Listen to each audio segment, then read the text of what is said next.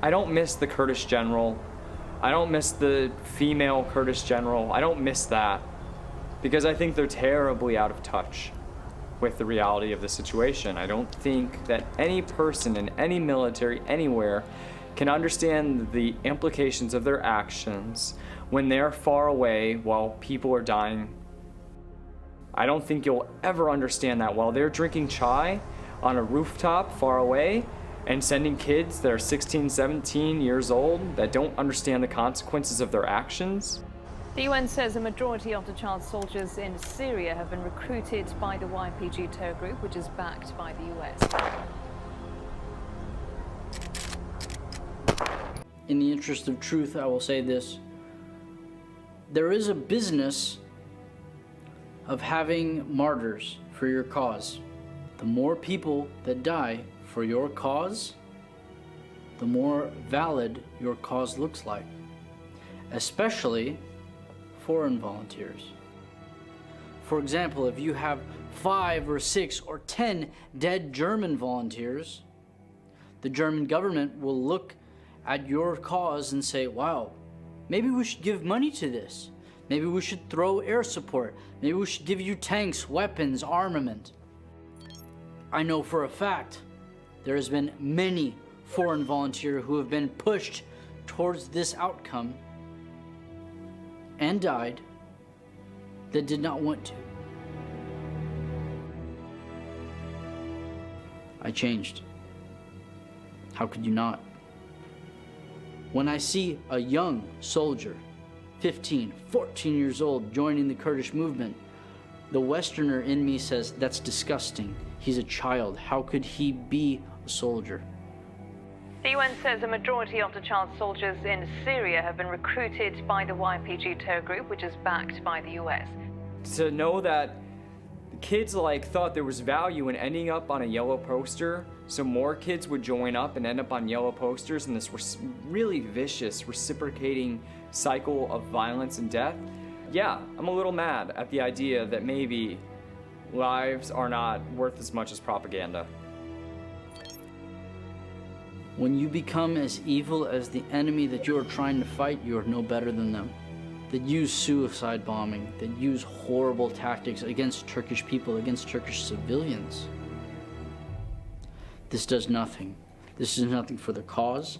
This does nothing for the revolution. This is nothing for Kurdish rights. In the final episode of Syria, the Backstage, a change of power in the White House and also in Syria's north, with the YPG taking over the area and what lies beneath.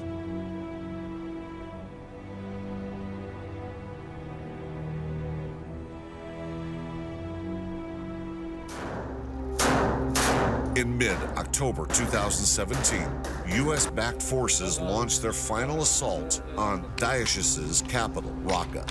Kevin Howard was there. And when I stood in the roundabout in the center of Raqqa where they put the heads of Yazidi men and women, and I killed every man and woman that killed those men, every single person that I shot, I didn't feel much. But I looked to my comrades, to the children, to the left and right at who I was fighting with, and I saw the joy in their faces. I was there when we killed them all. We destroyed all their cities. We destroyed everything they had, their families, their children. I was there. I watched.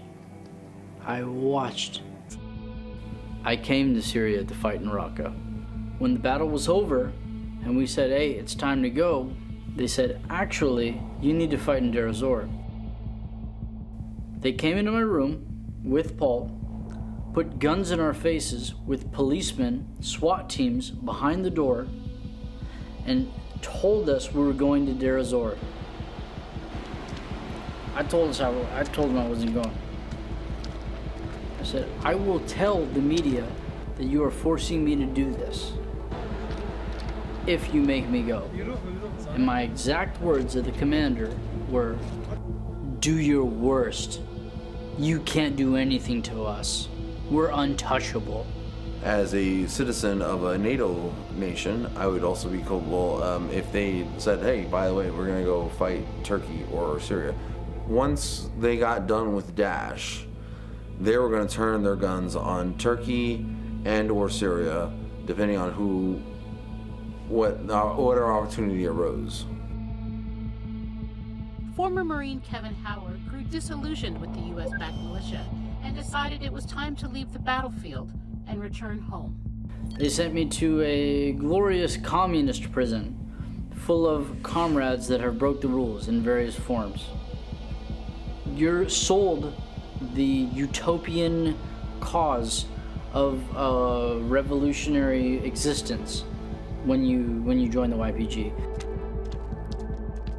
In the party, in the PKK or the YPG, you cannot love anyone. You're just by yourself forever until you die. They think that's all right. They think that's good. You cannot wear t-shirts because it's forbidden for a woman to wear a t-shirt. You cannot watch movies that are westernized because they present different values to you. You cannot wear different shoes than anyone else because everyone needs to be the same. However, commanders can wear different shoes than you because they're better than you. But I thought we were all the same, comrade. Haval. I got nothing out of it. Nothing. Except the memories and some photos.